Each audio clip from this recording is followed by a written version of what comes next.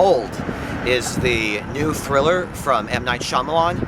The premise seemed interesting, but it could come across as laughable, and it could be disastrously executed because it is, the premise is very, very odd.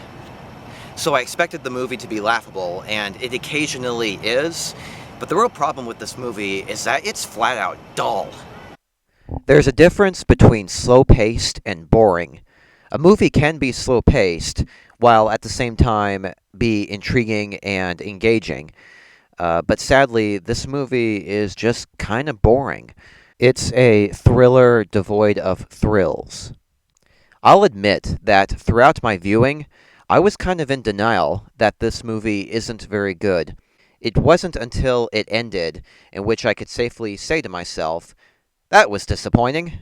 There's a severe lack of ambition with how Old is written and directed.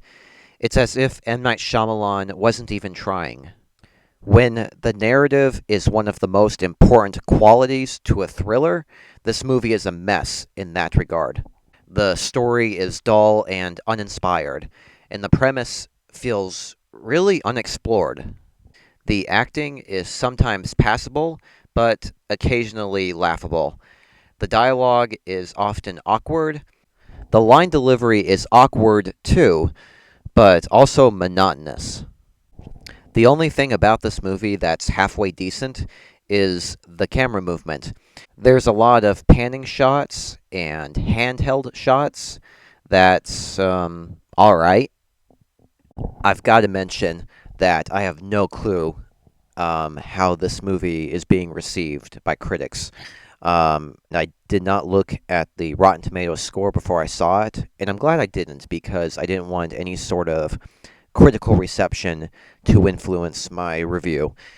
I have yet to look at the tomato meter for this movie, but if I had to guess the percentage, I would say maybe somewhere between, 35% to 45%, and that's kind of generous.